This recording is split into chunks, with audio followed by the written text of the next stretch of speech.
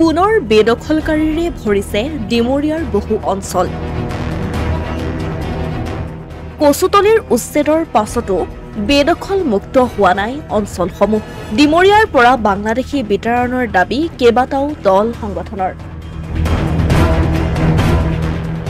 ডিমৰীয়া বিধানসভা সমষ্টিৰ অন্তৰ্গত বহু অঞ্চলত এতিয়াও সন্দেহযুক্ত নাগৰিকে গিজগিজাই থকাক লৈ শংকিত হৈ পৰিছে ডিমৰীয়াৰ দল সংগঠন তথা খিলঞ্জীয়া ৰাইজ। উল্লেখযোগ্য যে মুখ্যমন্ত্ৰী ডক্টৰ হিমন্ত বিশ্ব শৰ্মাই কচুতলিৰ কিছু ঠাইত উচ্ছেদ চলোৱাৰ নিৰ্দেশ জাৰি কৰিছিল।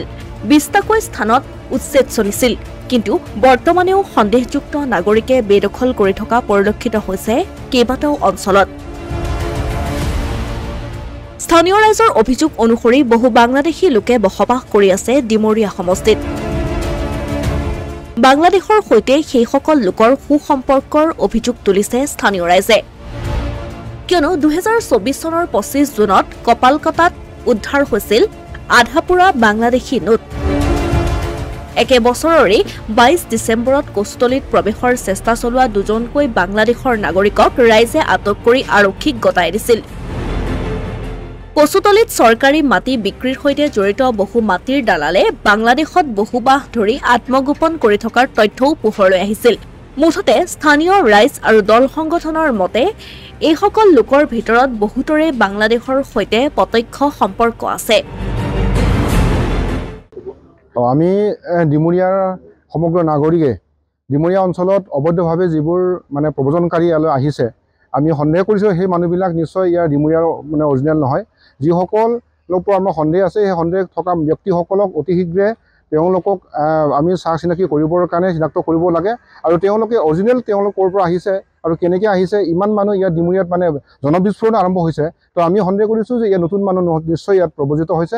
আৰু প্ৰব্ৰজিত মানুহবিলাকক আমি প্ৰশাসনৰ এটা মানে সিদ্ধান্ত হৈছে, প্ৰশাসনেও বিচাৰিছে যে ইয়াত যদি কোনোবা বাংলাদেশৰ পৰা আহিছে, কোনোবা পাকিস্তানৰ পৰা যদি আহিছে, তেওঁলোকক নিশ্চয় তেওঁলোকে চেক কৰিব বুলি কৈছে। গতিকে সেই কামখিনি খৰতকীয়া কৰিবৰ কাৰণে আমি চৰকাৰক আমি দাবী জনাইছোঁ। আৰু যিবোৰ মানুহ ইতিমধ্যে বিভিন্ন উদ্যোগ ইণ্ডাষ্ট্ৰীত সৰু সৰু তেওঁলোকে কল কাৰখানাত তেওঁলোকে কাম কৰি আছে, সেই মানুহবিলাকৰ ওপৰত আমাৰ সন্দেহ আছে। তেওঁলোকে ইয়াত নিশ্চয় অৰিজিনেল নহয়, আৰু অৰিজিনেল মানুহবিলাক ইয়াতে কোনো এনেকৈ সৰু সৰু উদ্যোগবিলাকত কাম নকৰে। নিশ্চয় এই কোনোবা বেলেগৰ পৰা অহা মানুহ হয়। আৰু তেওঁলোকক আমি অতি শীঘ্ৰে তেওঁলোকক সকলো নথি পত্ৰ চাই মেলি পেলাই যদি তেওঁলোকে সঁচাকৈ বিদেশৰ পৰা আহিছে বা কোনোবা অজান ঠাইৰ পৰা আহিছে, তেওঁলোকক অতি শীঘ্ৰে কৰায়ত্ব কৰি পেলাই আমি ৰিজনেটেড কেন্দ্ৰলৈ পঠাবৰ কাৰণে আমি দাবী জনাইছিলোঁ। আৰু সেই দাবী সম্পৰ্কতে আজি আমি উপায়ুক্ত মহোদয়লৈকে আমি প্ৰেৰণ কৰিছোঁ। আৰু CDCৰ জৰিয়তে CDC আমাৰ সোণাপুৰ CDCৰ জৰিয়তে আমি এই স্মাৰক পত্ৰ প্ৰেৰণ কৰিছোঁ। উল্লেখ্য যে কেন্দ্ৰীয় গৃহ মন্ত্ৰালয়ৰ নিৰ্দেশনাত সমগ্ৰ অসমত বাংলাদেশী বিতৰণ কৰাৰ অভিযান আৰম্ভ হৈছে।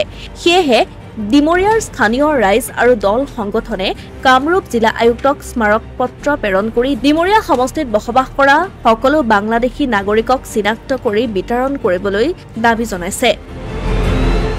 লগতে ডুবাইপট্টিত উচ্ছেদৰ দাবী উত্থাপন কৰিছে দলকেইটাই। অসমীয়া প্ৰতিদিন ডিজিটেল সংবাদ ডিমৰীয়া।